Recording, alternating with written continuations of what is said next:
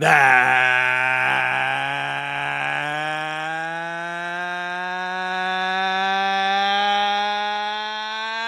right. Bear down, Bears fans. It's time for another edition of the Chicago Bears Podcast, Bears Banter, powered by Windy City Gridiron. Bill Zimmerman with you.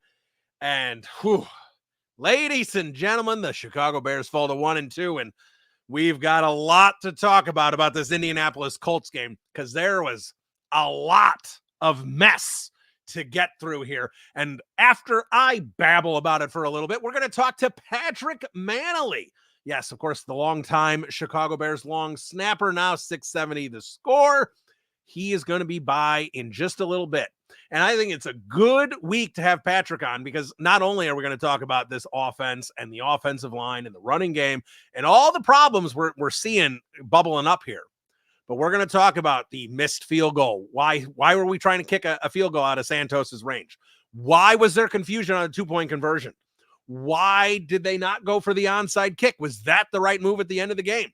Why has Torrey Taylor not been consistent? We're going to get into all this special team stuff, and I obviously want to ask him about the new kickoffs and what he thinks of that. We're going to get into all of that with Patrick Mannelly. There is nobody better to talk special teams in the country than Patrick Mannelly, and he's going to be on here in a little bit. But let's dive into this, people, and I am not going to bury this. I fear the Chicago Bears have a Matt Eberflus problem. That's where I am right now with this. And I know we want to point the fingers at the offensive line and Shane Waldron and DeAndre Swift. There's plenty of finger pointing. We're going to talk about pointing those fingers here in a minute.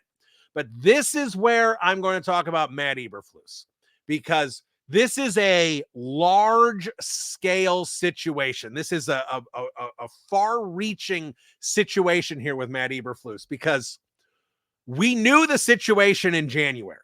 The Chicago Bears were going to draft Caleb Williams. I know there were plenty out there that said, no, it's going to be Justin Fields. They're going to trade for all. Yeah, we don't need to get back into that. They were going to draft Caleb Williams. It was almost a certainty in January. It was a virtual lock by the combine. It was a 100% by early March. 100%. They had, before free agency started, they knew they were going to draft Caleb Williams. They knew it. I know Matt Eberflus said it was the pro day in late March. That was after they traded Justin Fields. They knew they were taking Caleb Williams. So when you know you are taking a franchise quarterback like that, you want to, what do you want to do? We've talked about it 8,000 times. You want to line everything up with the GM, the head coach, and the quarterback. You want to get everything in sync. And they had an opportunity to do that. But Ryan Poles committed to Matt Eberflus. He had an opportunity. And I keep hearing, Ryan Poles is going to get another chance at another coach if Eberflus isn't it. And he might. We don't know what's going to happen here over the next few years, especially with Caleb Williams there. But the bottom line is here, Matt Eberflus is now Ryan Poles. We can talk about, it was the committee and Poles had to pick from a small group. It doesn't matter anymore, because he had a chance. Like Ryan Pace had a chance to get rid of John Fox and bring in his own guy, and he did, and it didn't work. It wasn't working with John Fox, but it didn't work with Matt Nagy either. Ryan Poles had that opportunity here, and Ryan Poles said, no, Matt Eberflus is my guy. Now, when you make that decision, you've got to live with it. And right now, Matt Eberflus, he's a heck of a defensive coordinator. Bravo. Let's give him an applause. Matt Eberflus, you've got that defense humming. Great work. I love you, buddy. Monday to Saturday, the players love you. You hold them accountable. You give everybody nicknames. Everything seems to be running like a pretty well-oiled machine Monday to Saturday. Great job, Matt Eberflus. We applaud you there as well. But you know what else you have to do, Matt Eberflus? You've got to be a sideline CEO on Sundays. And you know what you are not? Is a sideline CEO. You made questionable decisions last season that we ripped you for. Well-deserved ripped you for last year. That cost the Chicago Bears football games. I tried to give you the benefit of the doubt. I talked to people around the organization. They said, well, he didn't trust Justin Fields. So that led to some of those decisions. All right.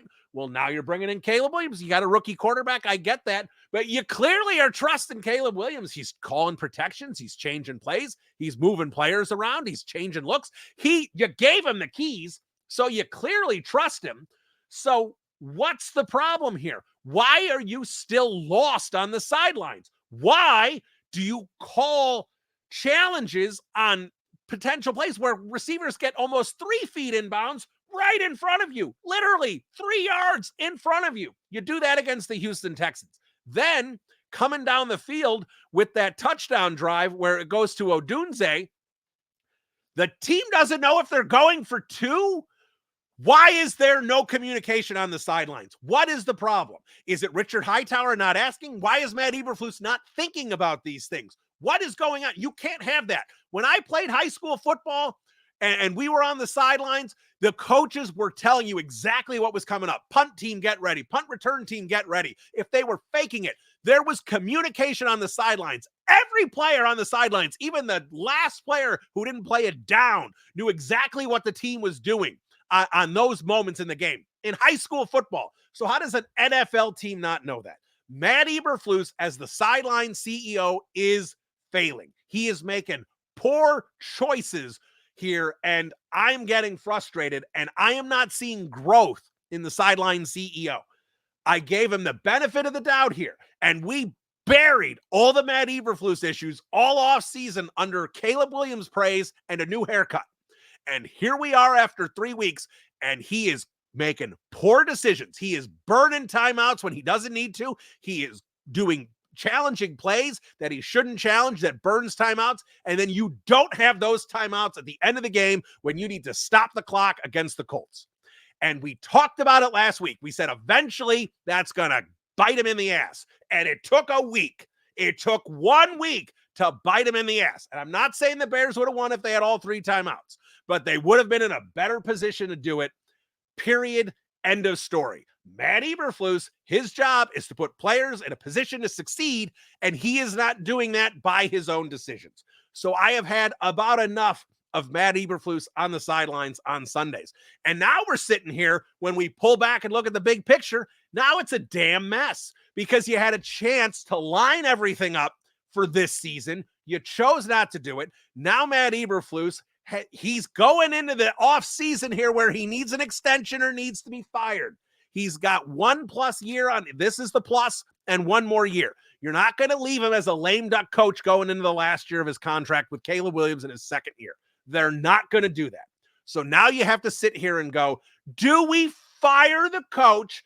And by doing so, the entire offensive staff that Caleb Williams has adjusted to for his professional career, and bring in a new coach and a new coaching staff and a new playbook and a new scheme and a new everything, terminology, everything, and make Caleb Williams learn everything again in his 2nd year because you didn't line it up in year 1. And now we have a potential problem. And I said all off season, I'm the biggest Matt Eberflus fan. I want him to succeed. Why? Because I didn't want this mess back on our hands. But Ryan Poles, you gave us this mess. You gave us a mess on the offensive line, and you gave us a mess on the sideline. And we can praise you for the DJ Moore trade, and we can praise you for the Montez Sweat trade, and we can praise you for some of the draft picks. But damn it, Ryan Poles, pick a good head coach and figure out the trenches. And let's get to the trenches here too, because this is a whole big problem here that Ryan Poles has created. And this is a situation that this isn't going to get better, guys. It can get modicumly better, but it's not getting better this year. This is the personnel. This is the scheme. They can adjust some things here, but there are so many issues, especially in the run game. All right. Especially in the run game, because you've got players who know plays that are being called are dead on arrival. And I'm not ripping Shane Waldron to pieces and saying he's a terrible offensive coordinator. I know a lot of you want to do that. I'm not doing that. I actually think the growth in the passing game has been noticeable. I actually think there's coordination, there's sense to a lot of what they're doing in the passing game. I think some of the concepts are making sense. It kind of like Shane Waldron was feeling out where Caleb was. He still is, and Caleb's kind of feeling out what he can do at this point in his career. So I'm okay with most of what they've done in the passing game. And it's not perfect. You're always going to have some complaints about your offensive coordinator, but I'm pretty okay with it. But this run game is a mess. It is an absolute mess. And it is a mess because of Shane Waldron. It is a mess because of Chris Morgan. I'm going to blame Matt Eberflus just because I want to. It's a mess because of the offensive line. It's a mess because of DeAndre Swift. You can't just point finger at Nate Davis and say that was the problem. It was a lot more than that. But now I want to know what you've got to understand your personnel. And I'm wondering if Shane Waldron or Chris Morgan doesn't. I mean, Chris Morgan is the run game coordinator. Whose running game is this? Is this Shane Waldron's? Is this Chris Morgan's? Is it an amalgam of both of them? What's happening here? Because I want to know who thinks that this is a good idea. I want to know when you've got Tevin Jenkins, Coleman Shelton, and Matt Pryor, you've got like 320 pounds and probably an average of like 6'5" right in the middle. Why aren't you running power plays up the middle like you did early on for the first couple plays with Roschon Johnson, and just accept that 3 to 6 yards on a run is fine. And if there's really not a chance for it to be an explosive, that's fine.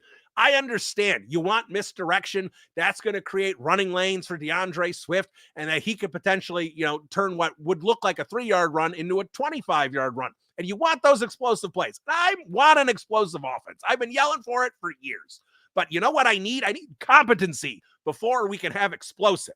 And there's no competency in the run game because, look, offensive linemen want to get in the rhythm of the game. To get them in the rhythm of the game, get them running downhill. Get them popping their pads on people, man. Don't have them running around doing misdirection crap. Let Tevin Jenkins body a guy. Let Matt Pryor body a guy and just move him. Let him do it. Get a double team on Grover Stewart and get him the F out of the way. Just power, man. Lead block, power. Just do it sometimes. Get under center. Don't do shotgun on the 1-yard line. What are we doing? Why are plays developing 8 yards behind the line of scrimmage? DeAndre Swift is dancing 6-7 years and moving. That doesn't matter. The misdirection back there doesn't matter when the play's already developing. That they know who has the ball. They're looking right at him at that point. The misdirection is finished. What are you doing? Have some plays that hit a little quicker.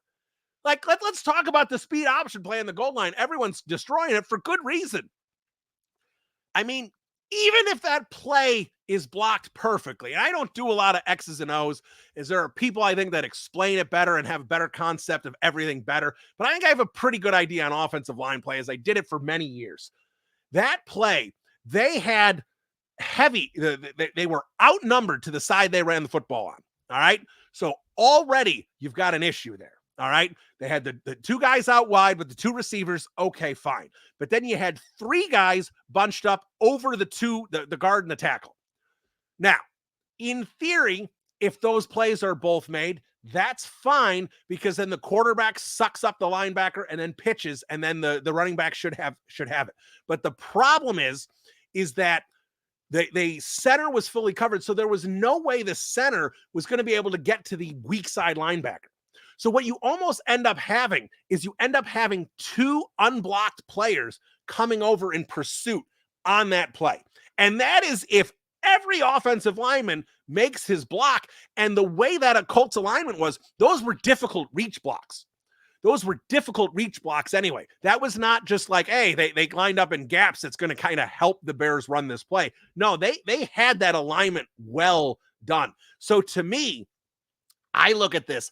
If this play ran perfectly, you would have had Caleb Williams come down the line of scrimmage, suck up one defender after the line does a phenomenal job with the reach blocks to get those guys. Then DeAndre Swift needs to beat. He's got 2 guys still he's got to beat. He has to just be faster than the pursuing weak side linebacker. Actually, it would have been the strong side linebacker in this case because they ran it to the weak.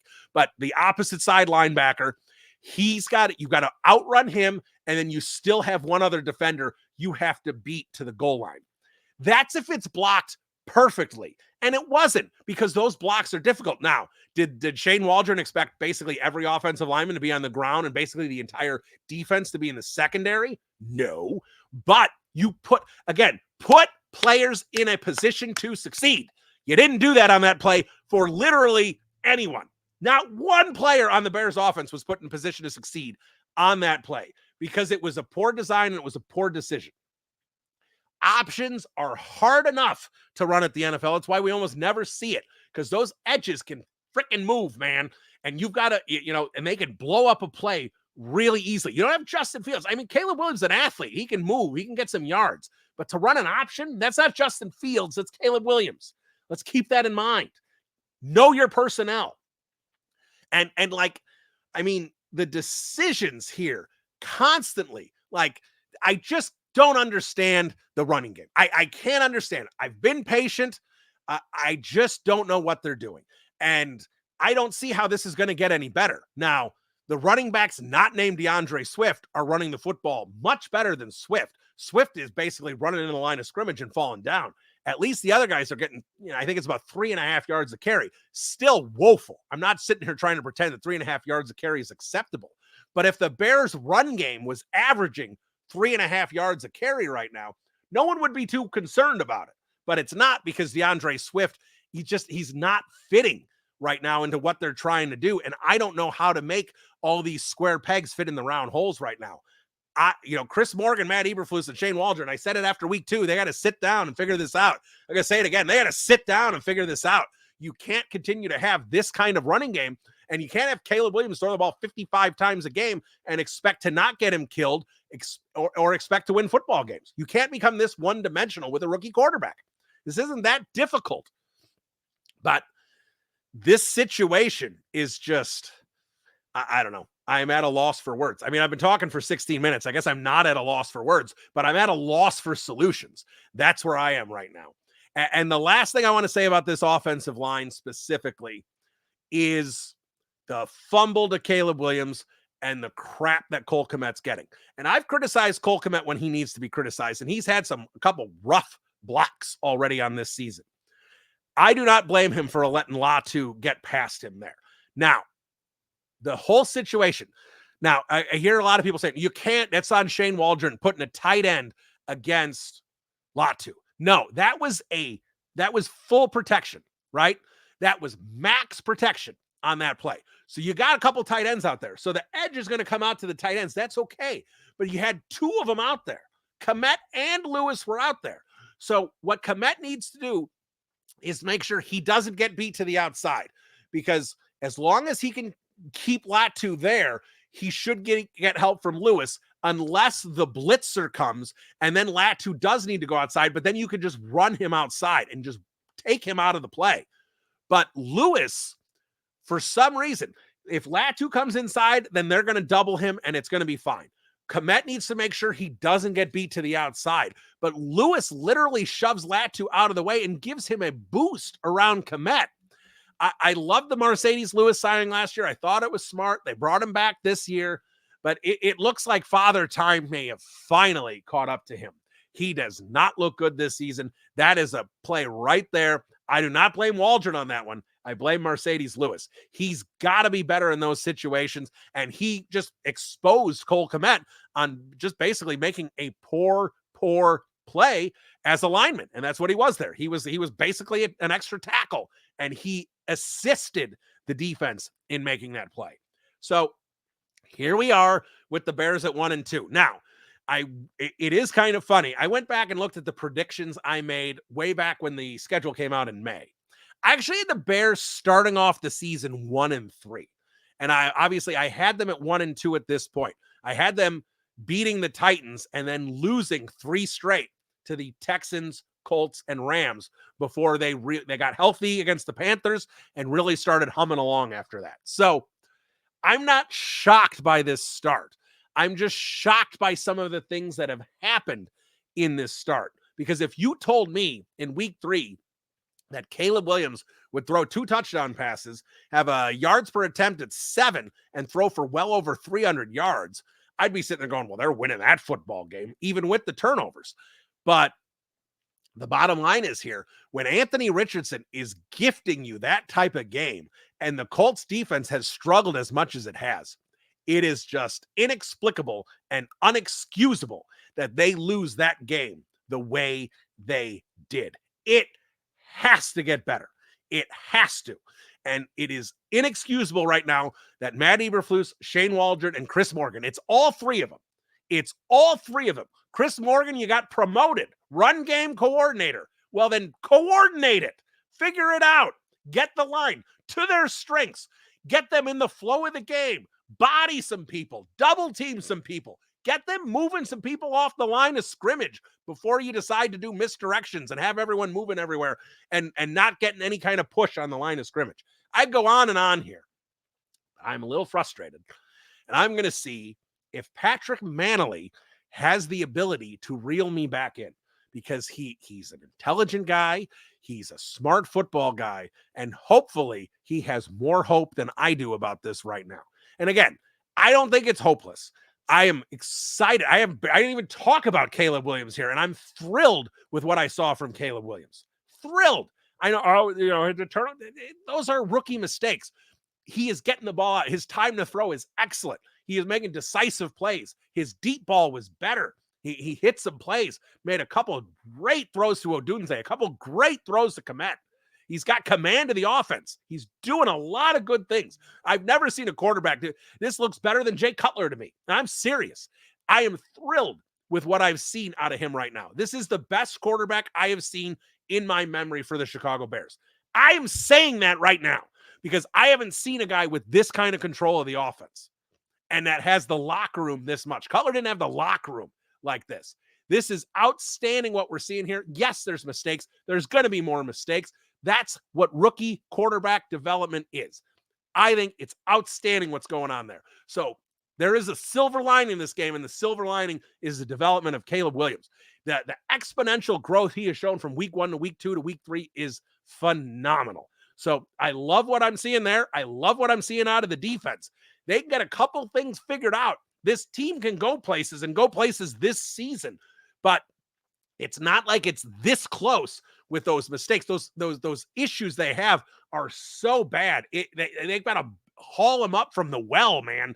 This isn't close to the surface. They got a lot of work to unearth here and get this figured out. So maybe Patrick Mannelly has some answers because I don't have them. And he's going to join me next. This is Bill Zimmerman, Bears Banter. We'll be right back.